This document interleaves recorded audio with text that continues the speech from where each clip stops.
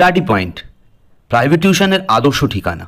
দীর্ঘ 10 বছর ধরে প্রায় 250-র বেশি ছাত্রছাত্রী সংখ্যা নিয়ে আন্দুলমোড়ির সেরা প্রতিষ্ঠান। ঘরোয়া পরিবেশে এবং আন্তরিকতার সঙ্গে পঠন পাঠন করানো। হাওড়ার মহিয়ারি গুরুদাস হল নাটকের পীঠস্থান। প্রায় 25 বছর বন্ধ নাটক আজ অনামী অঙ্গনের পরিচালনায় নাট্য উৎসব শুরু হলো। প্রথম বর্ষ 20-21 দুদিন চলবে এই নাট্য উৎসব। বেঙ্গল বুলেটিনের জন্য শঙ্খ ভট্টাচার্য, মহিয়ারি, হাওড়া।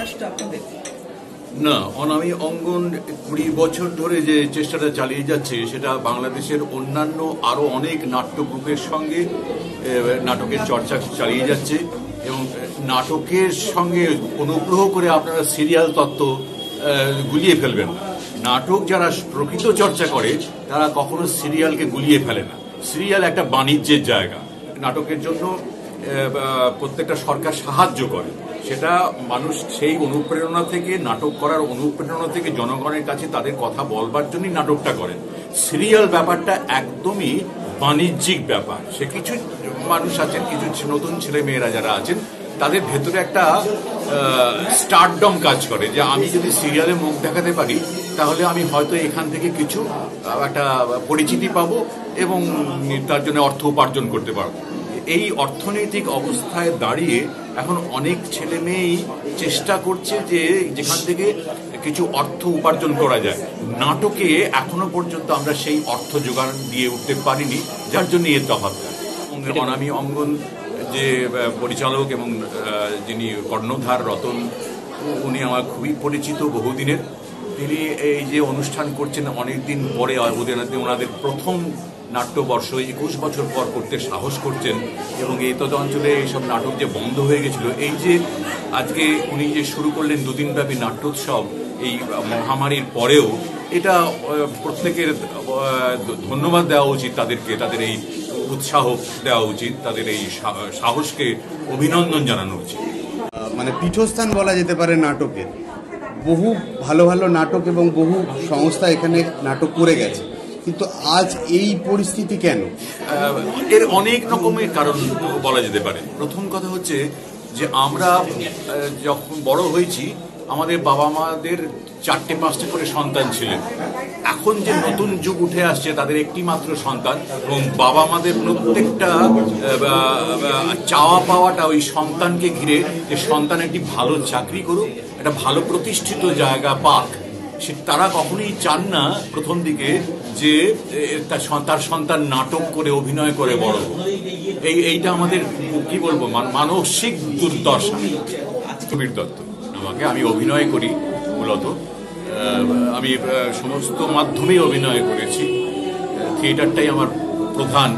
আমি সিরিয়ালও অভিনয় করেছি, সিনেমাও করেছি, তবে থিয়েটারটা করে আমি বেশি আনন্দ পাই, এটুকু বলতে পারি। তো বরণবাবু হঠাৎ করেই কালকে অসুস্থ হয়ে পড়েছিলেন, তো সেই কারণে উনি আসতে পারেনি। 30 বছর এই গুরুদাস হলে নাটক বন্ধ ছিল, ঠিক আছে, বিভিন্ন কারণটা আমি বলতে চাইছি না। তো সেই জায়গা থেকে একটু চেষ্টা করছি এই জায়গাটা যদি আবার একটা সংস্কৃতির জায়গা তৈরি হয়, কারণ যার নামেই মঞ্চটা আজকে আমরা তৈরি করেছি, ভাস্করবাবু, উনি তো নিজে একজন মানে সংস্কৃতি জগতে মানে পীঠস্থান বলতে পারেন আর কি। গুরুদাস হল সেই হিসাবে পীঠস্থানই বলা হয় নাটকে। অবশ্যই সেখানে নতুন প্রজন্ম কোনোভাবেই কিন্তু নাটকের দিকে আসছে না। এই কারণেই দুর্ভাগ্য যে আমরা হাজার চেষ্টা করেছি, প্রচুর চেষ্টা করি মানুষের কাছে যাওয়ার, মানুষকে বলবার যে নাটক করুন, নাটকের পাশে থাকুন। এবং অস্বীকার করব না যে একদম যে নাটক করা বন্ধ হয়ে গেছে। কিছু কিছু মানুষ, কিছু কিছু ছেলে মেয়ে আমাদের কাছেও আসছে কাজ করতে। তারা নিশ্চয়ই নবিশ, তারা শিখতে চাইছে, কাজ করতে চাইছে।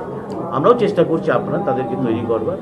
তবে কি জানেন তো, একটা কথা বলি, নাটক দিয়ে যেমন পেশাগত নাটক আছে, নাটক দিয়ে যেমন অনেক, যেমন যাত্রা আছে, যাত্রা শিল্প আছে, সেই অর্থে আমাদের প্রান্তিক দলে সেই অর্থটা একটু কম। সেই জায়গা থেকে অনেক সময় কি মনে হয় যে নাটক করলে কি পেট ভরবে, অন্য কিছু করি, এটা যেন সেকেন্ড অপশন। কিন্তু আমি চেষ্টা করি উল্টো। আমি ভাবি যাই হোক না কেন, নাটক যেন ফার্স্ট প্রায়োরিটি থাকে, নাটকটাকে ভালোবাসি।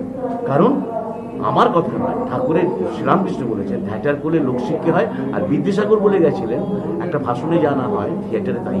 নাট্য উৎসব কত দিনের? 2 দিনের। 20-21 আজকাল। আপনার নাম? রতন গুহা। সংস্থা? আমি সংস্থার পরিচালক, অভিনেতা। সভাপতি আমাদের 21 বছরে পা দিলাম। আমরা দুদিন ব্যাপী আমরা নাট্য উৎসব করছি, কারণ নাট্য উৎসবে আমাদের 4টি দল আছে। তার মধ্যে 2টি হচ্ছে কলকাতার দল, যেটা হচ্ছে আজকের প্রথম শো, যে মানবিক প্রযোজনা ইশাপুর আলিয়া, আর হাওড়া নটধার সাধুর বাগান। আগামীকাল যেটা আছে সেটা হচ্ছে যে জন আছে অন্তরে, থিয়েটার পয়েন্ট, কাজরাপাড়া। আর সেকেন্ড শো হচ্ছে আমাদের অনামী অঙ্গনের নাটক হেমলক। নাটক এতই ভালো যে সাধারণ মানুষকে এক শিক্ষা দেয়। এবার আমরা চাই আমাদের ভবিষ্যৎ প্রজন্ম যারা আছে তাদেরকে আমরা সাংস্কৃতিক মনোভাবাপন্ন করতে, যার জন্য এতদ অঞ্চলে অনেক বছর হয়ে গেছে নাটক জাতীয় কোনো কিছু হয়নি। তাই আমরা এখানে অনামী অঙ্গনের পক্ষ থেকে এইভাবে শুরু করেছি। আমার নাম হচ্ছে নয়নচন্দ্র দাস, এই অনামী অঙ্গনের একটা একনিষ্ঠ কর্মী।